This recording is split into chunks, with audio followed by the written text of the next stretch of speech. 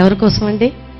దేవుని కోసం, దేవుని ప్రజల కోసం. యోసేపు చూడండి, దేశానికి గవర్నర్ కావటానికి, తన ప్రజలకి మంచి భోజనం సిద్ధపరచడానికి ఐగుప్తులో బానిసగా వెళ్ళిపోయాడండి.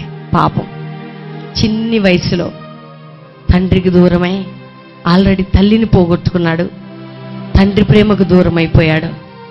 ప్రేమించాల్సిన అన్నదమ్ములు, అర్థం చేసుకున్న అన్నదమ్ములు అసూయతో, తండ్రి ఆ కుమారుని ఎక్కువగా ప్రేమిస్తున్నాడని ఈర్ష్యతో, అసూయతో గోతిలో వేశారు. గోతిలో నుంచి తీసి ఐగుప్తులకు అమ్మేశారు. తండ్రికి ఏం చెప్పారంటే, నీ కుమారుడు చనిపోయాడని చెప్పారు. అన్ని నిందల్లో, అన్ని అవమానాల్లో ఐగుప్తుకి వెళ్ళి బానిసగా బ్రతుకుతూ, పోరాటం అనుభవిస్తూ, శ్రమలు అనుభవిస్తూ, నిందలు అనుభవిస్తూ, కారాగృహంలోకి వెళ్తూ విరిగిపోయి విరిగిపోయి విరిగిపోయి విరిగిపోయి పగిలిపోయి పగిలిపోయి ఒకటేసారి గవర్నర్ అయిపోయాడండి.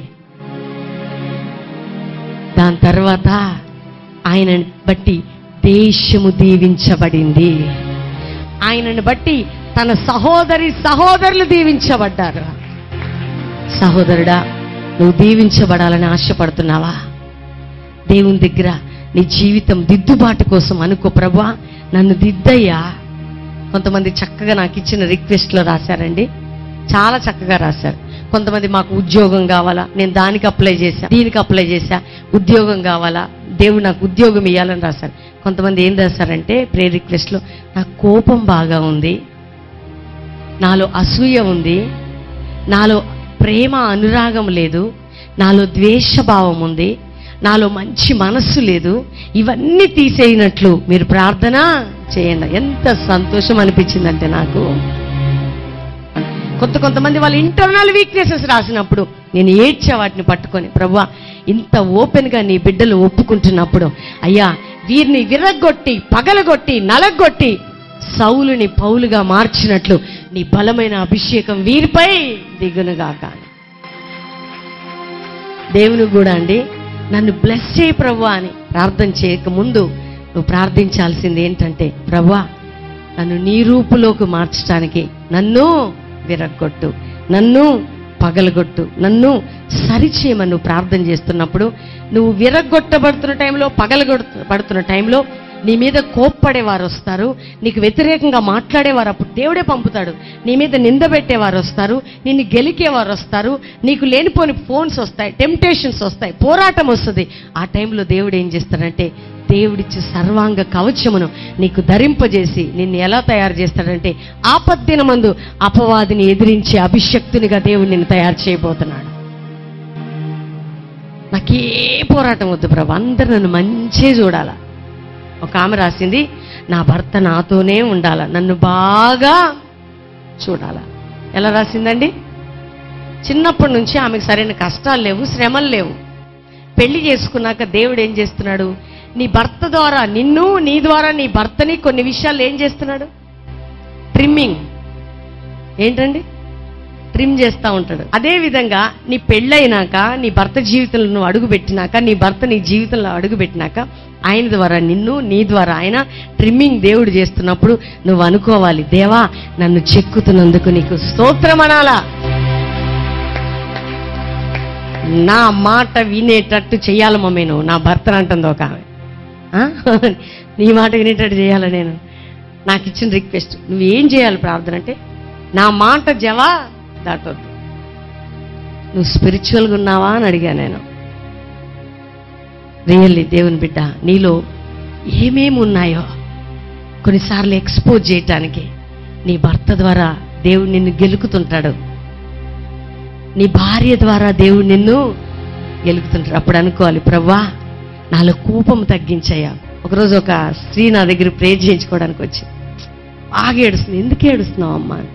అసలు చెప్పలేకపోతుంది, కళ్ళ నీళ్లు కారిపోతున్నాయి. ఈరోజు మా ఆయనని బాగా తిట్టానమ్మా, మనసు సమాధానం లేదంది. ఏమైంది అన్న?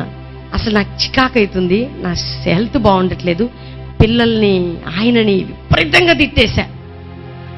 నా మీద నాకే అస్సైతే అనిపించింది తిట్టాక, ఎందుకు నేను ఇట్లా బిహేవ్ చేస్తున్నా. అప్పుడు నాకు ఎంత సంతోషం అనిపించిందంటే, ఆమెకి ఏం చెప్పాను, చూడు నువ్వు చేస్తున్న తప్పు అనేది, నువ్వేం చేస్తున్నావు, గ్రహిస్తున్నావు. అదే దేవుని మీద పెట్టిన కృప. కాబట్టి తప్పకుండా నువ్వు జయిస్తావు. నీ ఇరిటేషన్, నీ మీద ఉన్న కోపం, నీలో ఉన్న చికాకు దేవుడు తొలగిస్తాడు. ఈ ప్రార్థనలో నిన్ను సంపూర్ణమైన పాత్రగా దేవుడు మారుస్తాడు. అందుకని ధైర్యం తెచ్చుకో, కృంగిపోకు అని చెప్పి తనని ఎంతగానో ఇన్స్పైర్ చేసి చెప్పి, నేను నా స్వభావాన్ని మార్చుకునేటట్టు, నా భర్త మీద ఇరిటేట్ కాకుండా ఆయన ఏం చేసినా లోబడి ఉండేటట్టు మీరు ప్రార్థన చేయమన్నాడు. ఎంత సంతోషం అనిపించింది తెలుసా నాకు. లేదు అన్ని విడిచిపెట్టుకో, నా భర్త ఎక్కడుండాలి చెప్పండి. నేను కానీ ఈ ప్రార్థన చేస్తుంటే మీరు ఉండేవాళ్ళు కాదు. మా వాళ్ళని అడగండి, ఎప్పుడు నేనేం ప్రార్థన చేస్తాను తెలుసా? ఎవరినైనా అడగండి, నన్ను కానీ నా పిల్లల్ని కానీ పట్టించుకోవద్దు కానీ ప్రభువా, ఆయన ఎప్పుడు నీతో ఉంటే చాలా. నీ ప్రజలకి న్యాయం చేస్తే ఎన్ని చంపుకుంటానో. లైఫ్లో ఏ ఎంజాయ్మెంట్ అనేది నా జీవితంలో నేను చూడలేదండి. ఎందుకంటే నాకు యేసయ్య మనస్సు తెలుసు. ఈరోజు ప్రియ సహోదరి, ఈ స్థలంలోకి వచ్చిన నువ్వు దేవుని మనసుతో నువ్వు చూడ్డానికి ప్రయత్నం చేయి. నువ్వు ప్రార్థన చేస్తున్నావు, ఒక మార్పు రావాలా, ఒక కార్యం జరగాల నీ భర్తలో లేదా నీ భార్యలో, నీ కుటుంబంలో అని చేస్తున్నావు. కానీ ప్రభు అంటున్నాడు, నీలోనే మార్పుని కోరుకుంటున్నాడు ఆయన. ఎంతమందికి సంతోషంగా ఉందండి? మార్పు ఎవరిలో రావాలా చెప్పండి? ఎవరిలో రావాలా? నీలోనా ఎదుటి వ్యక్తిలోనా? నీలో వస్తే నిజంగా నువ్వు దిద్దబడితే ఆటోమేటిక్గా అక్కడ కార్యం జరుగుతుందండి. అందుకని ప్రభు అంటున్నాడు, ఈరోజు నిన్ను విరగొట్టబడ్డానికి దేవుడు ఇష్టపడుతున్నప్పుడు నువ్వేమనాలంటే, విరగొట్టబడతావా లేదా చెప్పాలా? అందరు చెప్పండి. మీ జీవితంలో అద్భుతం జరగాలంటే, ఒక బలమైనటువంటి ఆశ్చర్యకరమైన సంగతి మీ కుటుంబంలో దేవుడు చేయాలంటే, మొదటిగా దేవుడు ఏం చేస్తాడండి? మిమ్మల్ని చెప్పాలి, పగలగొడతాడు, విరగొడతాడు, సరి చేస్తాడు. కొన్నిసార్లు ఎక్కడిదక్కడ నీ దీవెన నీ దగ్గరికి రాకుండా నిన్ను సంపూర్ణతలోకి నడిపించి నిన్ను బ్లెస్ చేస్తాడు. ఆ టైంలో ఏం చేయాలంటే నీకు ఓపిక ఉండాలి. ఏముండాలి? అబ్రహాం అట చాలా ఓర్చుకున్నాడట. పాపం పిల్లలు లేకపోయినా దేవుడు విరగొడుతుంటే అబ్రహాం ఏం చేశాడంటే ఓర్చుకున్నాడు. చూడు, తండ్రి ఇంటిని విడిచిపెట్టా, అందరినీ విడిచిపెట్టా, ఎందుకు నన్ను దీవించలేదు ప్రభువా అని అడగలేదు. కానీ కొంతమంది అంటారు, ఇంత చేసినా కానీ ఏది నీ బ్లెస్సింగ్? ఆ మాటని బలమైన కృపని పోగొట్టుకుంటారు కొంతమంది. నేను ఇంత ప్రార్థన చేస్తున్నానండి, నేను ఎంత నా భర్త కోసం చేస్తున్నా, నా భార్య కోసం చేస్తున్నా, నా పిల్లల కోసం చేస్తున్నా, అయినా నన్ను గుర్తించట్లే, అయినా నీవు నా జీవితంలో అద్భుతం చేయట్లే అని ప్రభువుని అంటుంటారు. అబ్రహాం అట అన్నీ వదిలిపెట్టుకుని వచ్చిన, అన్నీ వదులుకున్నాను కదా, ఎందుకు నన్ను దీవించవని అడగలేదు. కానీ దేవుడు ఆయన ఓపికని, ఆయన సహనాన్ని, ఆయనలో ఉన్నటువంటి నిరీక్షణని గమనించిన దేవుడే గొప్పగా అబ్రహాముని దీవించాడండి. దేవుడు ఎన్నిట్లో విరగొట్టాలన్నిట్లో విరగొట్టాడు అబ్రహాముని. అబ్రహాం అనలే, అన్ని వదులుకొని అన్ని సర్వం త్యాగం చేసి నేను ఇట్లా వస్తే ఇదా నువ్వు నాకు ఇచ్చే ప్రతిఫలం. ఇప్పటి వరకు ఆ ప్రార్థన చేశావా? సాతాను నెగిటివ్గా దేవుని ఆలోచనను గ్రహించేటట్లు నేను చేసింది. అపవాది ఎప్పుడు కూడా నెగిటివ్ థాట్స్ తీసుకొస్తుందండి.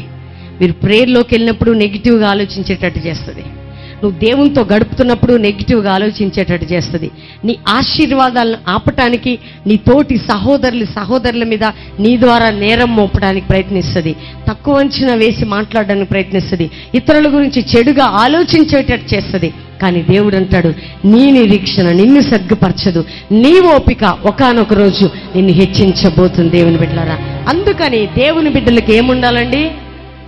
చాలా ఓపిక ఉండాలి, ఓర్చుకోవాలి, ఇట్లా ఓర్పు కలిగి ఉండాలి. అందుకనే ఓర్పు కలిగిన వారు పట్టణాన్ని స్వతంత్రించుకుంటారు. కొంతమంది ఉంటారు, చేస్తారు, సాతాను చివర్లో ఇట్లా గెలుకుతుంది అంతే. ఎక్కడ పోద్దో ఆ ప్రార్థన జీవితం, అది కొంచెం ఇట్లిస్తుంది. అందుకనే ఆపద్దినమందు వాడిని ఎదిరించినట్లు మీరు సర్వాంగ కవచమును ధరించుకోవాలి, దేవుని శక్తిని ధరించుకోవాలట, సత్యాన్ని ధరించుకోవాలి, సమాధానాన్ని అపవాదితో చెప్పాలి. ఈ రోజు కాకపోతే రేపు దేవుడు నన్ను దీవిస్తాడు, నన్ను శోధించొద్దు. దేవుడు దీవించకపోయినా పర్వాలేదు. షడ్రకు, మేషకు, అబేద్నెగో ఏమంటారండి? మా దేవుడు మమ్మల్ని రక్షించకపోయినా మనమేమంటాం? దేవుని నమ్ముకున్నావు కదా, నీ జీవితం ఏంటి ఇట్లా అయిపోయింది, ఇక నీ జీవితంలో అద్భుతం జరగదు, ఇక దేవుని నమ్ముకున్నావు కదా ఇట్లా అయిపోయింది అని ఎవరైనా నీతో అన్నారనుకోండి, ఆ మాట పట్టుకొని నిన్ను నమ్ముకున్నాను కదా, అందరి మధ్యలో ఉన్నాను కదా, అవమానపరచకు కదా, వాళ్ళ మధ్యలో నిలబెట్టు కదా, దీవించు కదా, అందరి మధ్యలో అవమానం రావద్దని నిలబడాలని ఈ విధంగా నేను మాట్లాడుతున్నా. ఒక్క మాట అంటారండి వాళ్ళ ముగ్గురు, ఓ రాజా, మా దేవుడు మమ్మల్ని రక్షించకపోయినా ఇది వచ్చినప్పుడే దేవుడు నిన్ను దీవిస్తాడు. చూడండి, ఇన్స్టెంట్ ఫుడ్ తింటే అది నీ జీవితంలో స్టాండర్డ్గా ఉండదు. నువ్వు ఓర్చుకొని కొంచెం మంచిగా తయారు చేసుకున్న ఫుడ్ తింటే నీ శరీరానికి స్టాండర్డ్ అవుతుంది. అట్లనే నువ్వు దేవుని సన్నిధిలో కనిపెట్టి ప్రార్థన చేసి దేవుని దగ్గర వెయిట్ చేసి సేవకుల యొద్ద నుండి వచ్చే నీ బ్లెస్సింగ్ అది స్థిరపరచబడుతుంది. అందుకని షడ్రక్ మేషక్ అభిజ్ఞో అంటారండి, ఓ రాజా, ఒకవేళ మా దేవుడు మమ్మల్ని రక్షించకపోయినా పర్వాలే, ఈ అగ్నికి ఆహుతి అయినా పర్వాలే, కానీ మేం మాత్రం నువ్వు చెప్పింది చెయ్యం. ఇది ఛాలెంజింగ్ లైఫ్. ఈ మాట అంటారా మీరు ఇక్కడికి వచ్చిన వాళ్ళు? వాడుకోకపోయినా పర్వాలే, దీవించకపోయినా పర్వాలే, ఎవరు చెప్పింది మేము సాతాను నీ మాట వినం, ఎందుకంటే మా దేవుడు మాకుంటే చాలు. చెప్పండి ఆ మాట గట్టిగా. ఏం దీవించకపోయినా, అందరిలాగా వాడుకోకపోయినా, దీవించకపోయినా, ఏమి చేయకపోయినా, కానీ ఆయన మాకుంటే చాలా. దేవుని బ్లెస్సింగ్ కావాలా, దేవుడు కావాలా? నీకు ఏసై కావాలా, ఏసై బ్లెస్సింగ్ కావాలా? నీకు ఏసై కావాలా, ఏసై బ్లెస్సింగ్ కావాలా? వాడుకోవాలా, దేవుడు నిన్ను దృష్టించాలా, లేకపోతే నిన్ను నిలబెట్టాలా, లేకపోతే నీకు తోడుగుండాలా? క్రైస్తవులు రియాలిటీలోకి రావాలి. దేవుని బిడ్డలారా, దేంట్లోకి రావాలండి? ఎప్పుడు చూసినా దేవా నా కష్టం తీసేయి, నా బాధ తీసేయి, నా శ్రమ చూడు, ఇదే ప్రార్థన. ప్రేయర్ కేవ్స్లోకి వెళ్ళారనుకోండి, ఇక్కడట దేవుడు మాట్లాడతాడట, వాగ్దానం చేశాడట, ఇక్కడికి వెళ్ళి ప్రార్థన చేస్తే తప్పక జవాబిస్తాడట. పెద్ద కొడుకు పెళ్లి చేసే, రెండో కొడుకు ఉద్యోగం ఇచ్చే, మూడో కొడుకు ఇది చేయి, నాకు క్యాన్సర్, ఎయిడ్స్, లేకపోతే ఈ రోగం తీసి అన్నీ తీసేయి, నీకు స్తోత్రం. మొదటి స్తోత్రం, చివరి స్తోత్రం. వస్తా ప్రభువా. 15 నిమిషాలే మళ్ళీ ఆ ప్రార్థన. నువ్వెప్పుడైతే దేవునికి దగ్గర అవుతుంటావో, సమీపంగా అవుతుంటావో, సత్యమును వెంబడిస్తుంటావో, దేవుని లోతులోకి వెళ్ళిపోతుంటావో, దేవుడు ఏం చేస్తాడంటే నీ ప్రతి అవసరత ఆయనే ఆయన మహిమలో నుండి తీరుస్తాడు. ఇట్లాగాని మీరందరూ వచ్చిన వాళ్ళు ప్రేయర్ కేవ్స్ దగ్గరికి వెళ్ళి, ప్రార్థనా స్థలాల దగ్గరికి వెళ్ళి కానీ ఇలాగా ప్రార్థన చేస్తే ఎలాగా? లిస్టులు పక్కకు పెట్టి, చార్ట్ పక్కకు పెట్టి, అన్నీ పక్కకు పెట్టి, నువ్వెట్లున్నావో అట్లా నన్ను తయారు చేయి ప్రభా, నువ్వెట్లున్నావో నా భర్తను అట్లా తయారు చేయి, నువ్వెట్లున్నావో నా బిడ్డలను అట్లా తయారు చేయి, నా కుటుంబము నేను నోవాహు కాలంలో ఎట్లా నిన్ను వెంబడించారో అనుసరించారు అట్లా చేయి ప్రభా అని దేవుని నీతిని, ఆయన రాజ్యాన్ని నువ్వు వెతుకుతూ డెప్త్లోకి వెళ్ళినప్పుడు దేవుడు అంటాడు, నీకేమి కావాలో అవన్నీ నీకు నేను ఇస్తా. అదొద్దు మనకి. ఒక మాట పట్టుకుంటారు, అడుగుడి ఇయ్యమన్నావు కదా ప్రభువా, వెతుకుడి దొరుకుతున్నావు, అందుకని అడుగుతున్నా. పెద్ద కొడుక్కి మంచి సంబంధం, పొడవు జడ ఉండాలి, తెల్లగా ఉండాలి, ఇది లిస్టు. గడ్డి పువ్వులట ఎలాగూ ఎదుగుతున్నాయండి, అవి చక్కగా ఉంటాయట. అవి ఎట్లుంటాయండి? చక్కగా కలర్ఫుల్గా, అందంగా, స్వచ్ఛంగా ఉంటాయి. ఎవరు వాటిని పోషించేది? ఆయనే. ఎవరు వాటికి అందాన్ని ఇచ్చింది? ఆయన. అడిగాయా ఇట్లుండి అట్లా చేయి, మమ్మల్ని ఇట్లా చేయి, ఇట్లుంచు, అట్లుంచు, వర్షం కురిపించు, నీళ్ళు ఏమైనా అడిగాయా? చెప్పాలి. ఇచ్చాడు. ఆఫ్టర్ ఆల్ గడ్డి పువ్వులే అట్లుంటే నువ్వు ఆయన రక్తాన్ని కొనుక్కున్న బిడ్డవమ్మా. నువ్వు ఆయన బిడ్డవి. నువ్వు ఆయనలాగా ఉండటానికి, నీ కుటుంబం ఆయనలాగా తయారు కావటానికి ఈ ప్రార్థనలో పాల్గొను. నువ్వు ఆయనలాగా మార్చబడుతున్నప్పుడు అపవాదిని నువ్వు ఎదిరించే శక్తిని దేవుడు నీకు ఇస్తాడు. నీకేమి కావాలో నీ పరలోకపు తండ్రికి తెలుసు, ఖచ్చితంగా నీకు ఇస్తాడు. నీకు ఉద్యోగం రావాలన్నా, నీ బిజినెస్లో అభివృద్ధి ఉండాలన్నా, నీ యొక్క కుటుంబంలో ఒక మంచి విడుదల దొరకాలంటే నీవు ద్రాక్షావల్లి. ఎవరండి? యేసుక్రీస్తు. ఆ ద్రాక్షవల్లికి ఒక తీగలాగా ఇట్లా అంటు కట్టబడితే ఆ చెట్టులో నుంచి, ఆ వల్లిలో నుంచి తీగలోకి బ్లెస్సింగ్ వచ్చినట్లు ఆయన ప్రతి దీవెన దేవుడు నీకోసమే దాచిపెట్టి ఉంచాడంతే. దీవించవా దీవించవా అని అడుక్కోకు. నువ్వు అడుక్కు తినే వ్యక్తివి కాదు, ఆయన బిడ్డవి. ఆయన స్వరక్తం ఇచ్చి కొనుక్కున్న ఆయన సంఘానివి నువ్వు. దేవుడు నిన్ను అడుక్కోవడానికి పెట్టాడమ్మా? చెప్పండి. అయ్యా నా కొడుకు అయ్యా, అయ్యా నా బిడ్డ అయ్యా, అయ్యా నా పిల్లలయ్యా, అయ్యా నా ఉద్యోగం అయ్యా, అయ్యా ఇదయ్యా, అయ్యా నా పాపం తీసేయని ఏడ్చేది ఉండదు.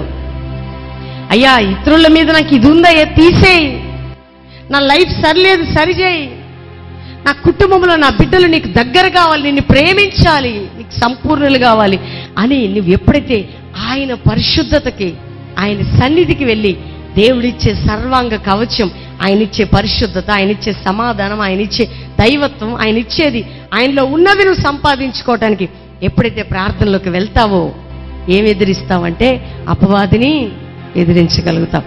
అప్పుడు నీకు టెంప్టేషన్స్ వచ్చినా, కోపము కలిగించే సంఘటనలు వచ్చినా, అన్నీ సాతాను నిన్ను శోధించడానికి వస్తూ ఉన్నా నువ్వేం చెప్తావంటే, అపవాది నువ్వు నన్నేం చేయలేవు, ఎందుకంటే ప్రార్థన ద్వారా నేను క్రీస్తు వలె మార్చబడుతున్నాను. ఏం కావాలి?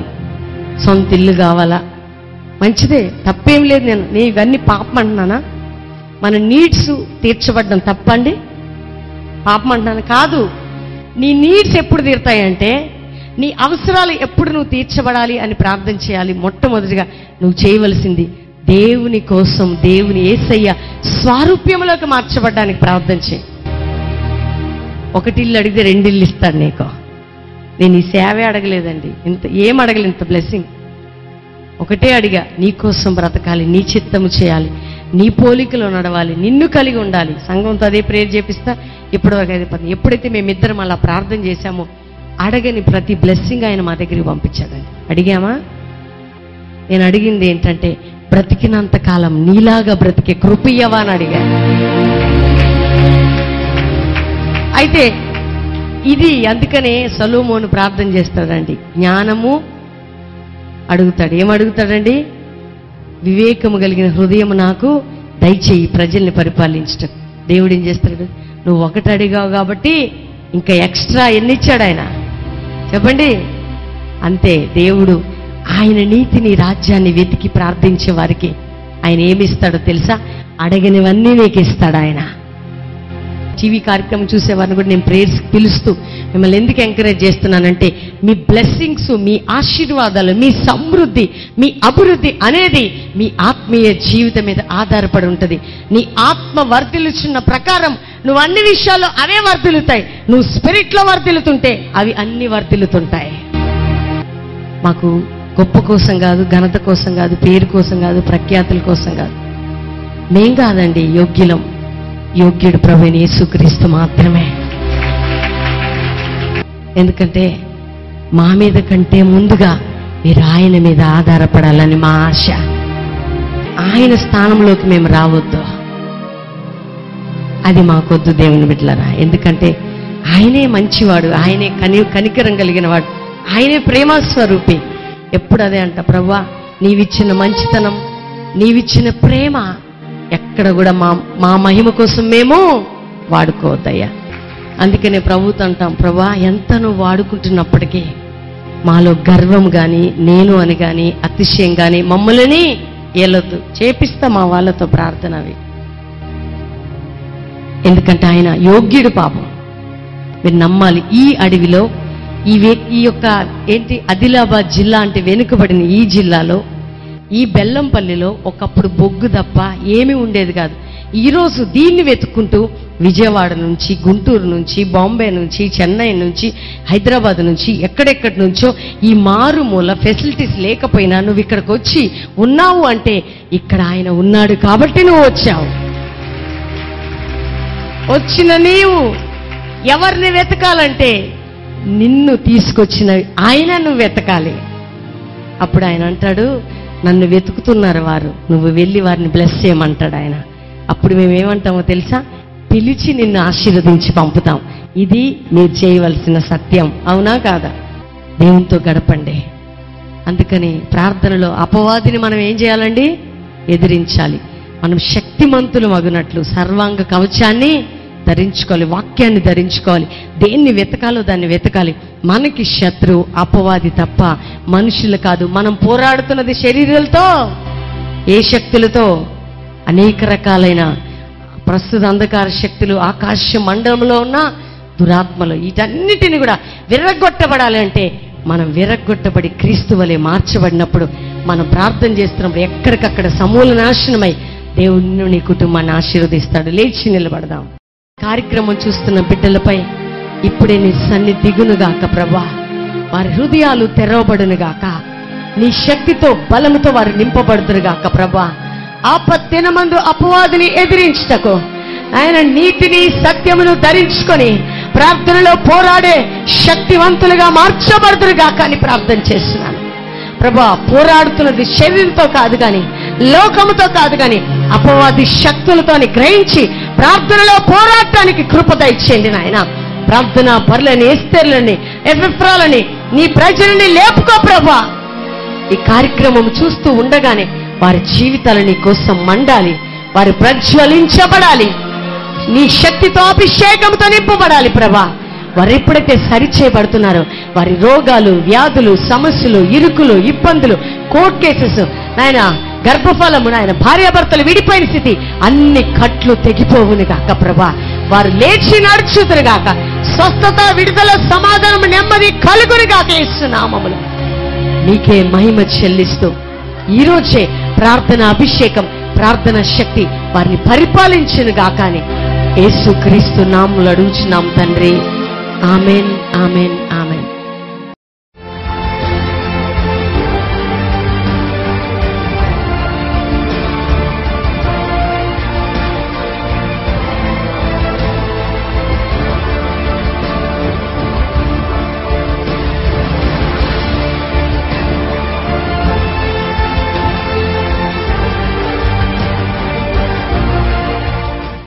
నాకు 5-6 సంవత్సరాల నుండి ఈ షో బాగా రీసౌండ్ వచ్చి వినబడకపోయేది. సౌండ్ చెవులో రీసౌండ్ వచ్చేది. ఇప్పుడు అమ్మగారు ప్రార్థన చేయమన్నప్పుడు ప్రార్థన చేసుకున్నాను. చెవులో ఏలు పెట్టి ప్రార్థన చేసుకున్నప్పుడు నాకు చెవు వినికిడి వచ్చింది. గట్టిగా చప్పట్లు కొడదాం. చెవిలో ఏమి శబ్దం లేదు కదా, ఇప్పుడు నీకు వినికిడి లేదండి. ఎప్పటి నుంచి బాధపడుతున్నావు ఇట్లా? మీరు 5-6 సంవత్సరాలు 5-6 సంవత్సరాల నుండి చెవి వినికిడి లేదండి. ఈ బిడ్డకి రాత్రి యేసుక్రీస్తు ప్రభు స్వస్థపరిచాడు. గట్టిగా చప్పట్లు కొట్టి దేవుని మహిమపరచుదాం. ఇక్కడ నొప్పితోటి 2 సంవత్సరాల నుంచి నేను బాధపడుతున్నా. ఇక్కడికి వచ్చినప్పుడు కూడా నొప్పి వచ్చింది, శ్వాస కరెక్ట్ ఎల్లు లేదు. దేవుడు నన్ను ముట్టి స్వస్థపరిచాడు. ఎప్పటి నుంచి బాధపడుతున్నావు? 2 సంవత్సరాలు. 2 సంవత్సరాల నుంచి. ఇప్పుడు గుండె ఫ్రీ అయిపోయింది. గట్టిగా చప్పట్లు కొట్టేసేయని మహిమపరచాలి అందరూ. చూడండి, సహోదరి యాక్సిడెంట్ అయ్యి ఆ మోకాళ్ళలో నొప్పితో 5 నెలల నుంచి బాధపడుతుంది. వాపుతో డాక్టర్స్ ఆపరేషన్ చేయాలని చెప్పారట. కానీ ఇప్పుడు ప్రార్థన చేస్తూ ఉండగా ఆమె మోకాళ్ళలో వాపు తగ్గింది, నొప్పి తగ్గింది. యేసుక్రీస్తు ప్రభు స్వస్థపరిచాడు. గట్టిగా చప్పట్లు కొట్టి దేవుని మహిమపరచుదాం. 1 నెల నుంచి చెయ్యి లేవదు, ఎందుకంటే నేను ఫాల్ సీలింగ్ వర్క్ చేస్తాను. చెన్నైలో వర్క్ చేస్తుంటే కట్టె ఇరిగి చెయ్యి మీద పడ్డది. అయితే నేను ఎప్పుడు సన్నిధిలో ఇట్లా చేతులు ఎత్తలేను, కలిగి ఇంతే లేపుతాను. అయితే ఇప్పుడు అయ్యగారు ఏమన్నాడు, నువ్వు కుడి చేయి చాలా నొప్పిగా ఉంది, నువ్వు ఇప్పుడు ఫ్రీ అయిపోయింది, లేపి చూడు నువ్వు అని చూస్తే ఇట్లా నేను అవునా కాదని మళ్ళీ ఇట్లా లేపి ఇలా పడ్డాను. ఇలా పట్టి 5 నిమిషాలు చెక్ చేసుకుని నన్ను రాలేను. అప్పుడు మళ్ళీ చెక్ చేసుకొని మళ్ళీ ఇట్లనన్నా. అయితే పూర్తిగా నొప్పి తగ్గిపోయింది. నేను దేవుడు నాకు ముట్టి స్వస్థపరిచింది. చేయలేపగలుగుతున్నావు. దైవజనుడు పిలిచాడండి, దేవుడు అద్భుతం చేశాడు. గట్టిగా చప్పట్లు కొట్టి దేవుని మహిమపరచుదాం.